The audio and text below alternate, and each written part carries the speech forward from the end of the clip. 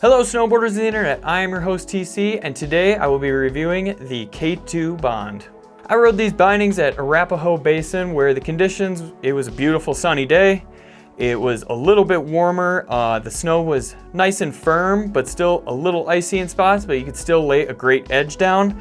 I used my K2 Team Manifest and my Ride Fuse boots. The K2 Bond is fairly adjustable where it's pretty straightforward, where you have flip tabs on the ankle and the toe, and then you also have a flip tab on the heel, so making it extremely easy to set that forward lean when you're going on a little bit more aggressive terrain.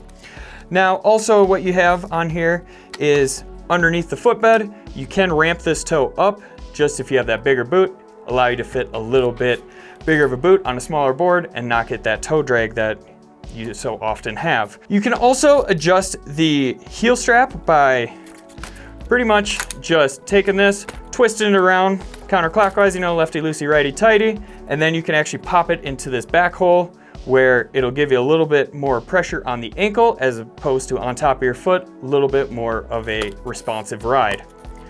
And then you can also do the same on the toe here by just popping these out, sliding it, pulling it up if you want to rock it on top of the toe or over the toe. Either or, it's all your preference there.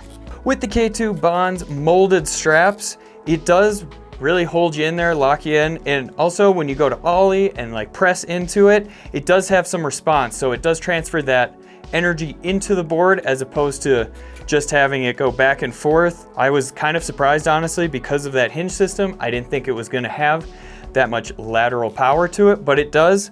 When you get to the toe strap, you can rock it over the toe or on top. I did both. When I put it over the toe, it held my square toe box extremely well, where I think it's gonna fit any toe box well just because of how it is shaped. It is a little bit of a firmer toe strap. I did notice a little bit of buckle pain on my pinky toe when I went over the toe as opposed to on top of the toe, but it really wasn't anything that I'm not used to, where, you know, I just get that last click syndrome, so I try to get them as tight as possible and it'll just push into my boot. The ratchets on this binding are super solid. They don't have play to them, so you're not getting that nasty jiggle when you're riding or anything like that. They hold really well. They don't strip anything. I haven't noticed. These bindings were ridden before I got a hold of them and they still look brand new on the ladders. So very well thought out ratchets, I would say. The high back isn't going to be the stiffest on the market. It does have some side to side play, especially towards the top.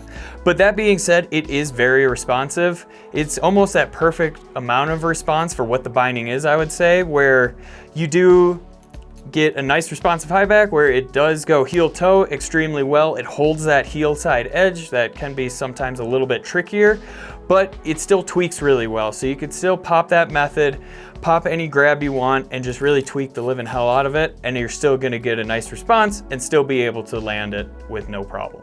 This binding was definitely stiffer than I expected it to be, where when you feel the straps and everything, you're like, okay, like it's definitely got some play to it.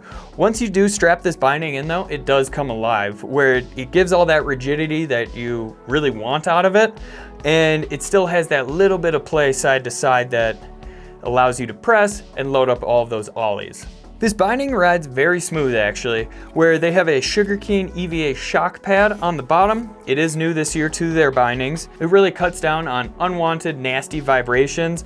Like when you get on that chundery, just death cookie snow, you don't feel it quite as much. It doesn't cause your foot to go numb or anything. It doesn't transfer all that energy from the board. It really just pretty much cuts down and gives you a nice smooth ride. It also has a canting system on it. I didn't really feel it too much, but you could definitely tell it does slope on the inside when you're just standing on it. This binding's made for somebody that this is literally gonna be their only binding. They have multiple boards, they got a hefty quiver, but only one set of bindings, and they're gonna put this thing on anything. They're gonna take it anywhere from the park to those steep and deep days. They're pretty much gonna do anything on it, and they're gonna be just happy with it. Comparable bindings, the Now Select Pro, the Ride C6, and the Union Force. This has been my review of the K2 Bond binding. Do you agree? Do you disagree? Do you own one? Are you going to buy one? Leave a comment down below. I want to know what you guys have to say about it. If you're new here, make sure you subscribe, click that bell, turn on those notifications. If you want to support us further, head on over to Angry Snowboarder VIP. Sure, I could explain it here, but we have a great video over there getting into it really in depth. And as always, guys, I've been your host, TC. I'll see you out on the mountain.